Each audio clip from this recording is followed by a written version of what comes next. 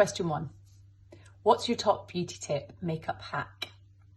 Buy less products and get creative with what you have. I'm a big fan of doubling things up, so using your lipstick as an eyeshadow or your blusher as a lipstick.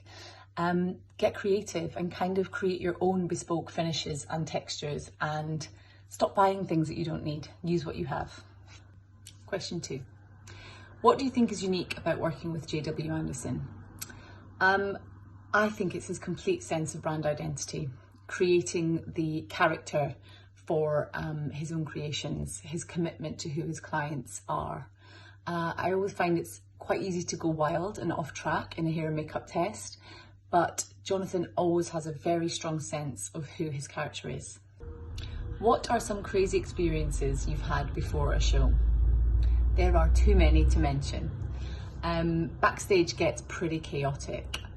We've had girls turning up 5 minutes before the show is meant to be starting, and they've maybe run off the back of a motorbike. Production have ushered them in, grabbed them something to eat, something to drink, and then allow us the process of beginning to change how they look. They might need their hair washed, they might need their eyebrows bleached.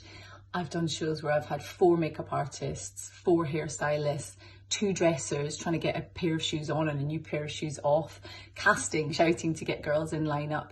It gets crazy backstage, and it really blows my mind. It always comes together. It's complete teamwork. It takes years to execute that kind of team, I guess, in action, but it really is rewarding when it comes together at the end. It always does. Are you learning new things about makeup while in isolation? I think it would have to be how little we actually need to be happy. I came home to Scotland for this lockdown and brought with me very little in terms of makeup and beauty products. 1 moisturiser, 1 lipstick and 1 lip balm. We get super spoiled in this industry. We get access to endless new formulas, incredible new product launches. And as much as I love that part of my job, I've really learned that sometimes simplicity is the key, and actually to really value what we do have and not crave the things that we don't. Do I have any tips for mastering the perfect wing?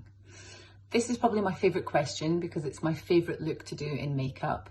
There's nothing more rewarding than a kind of stamped on punky perfect eyeliner. Sometimes the best ones are the ones that you've spent the least time creating, actually. Sometimes I think you can kind of get lost in your own world if you painstakingly try and make it too perfect. My tip is use something really simple to apply. I love like an inky kind of calligraphy makeup pen, something super black. The next tip, you definitely need tiny, tiny Muji cotton buds dipped in makeup remover. I think that the removal is almost as important as the application. So I start by doing a line on each eye, and I always do eye by eye. I never do one eye and then the next eye because you will not get it the same.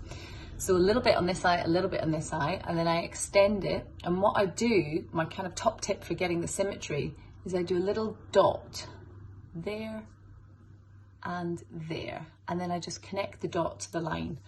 And you can kind of even it up. You know, you need good light, you need a good mirror. But the trick is actually dipping that tiny cotton bud and just removing what you don't want. So actually the perfection is in what you take off, not necessarily what you apply. Can you explain to us the process of translating Jonathan's ideas with makeup? So I think the most favourite thing I love about working with Jonathan is that it is a complete team input.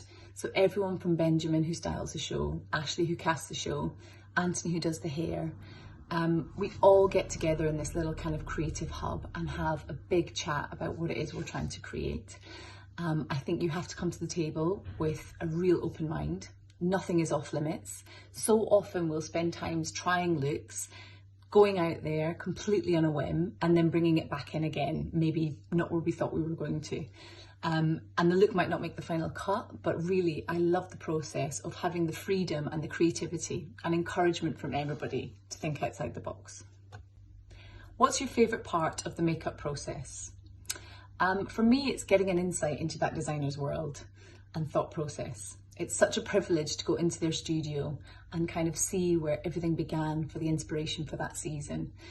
You see things that might not make the actual collection or end up on the runway, but each item plays its role in understanding that designer's process.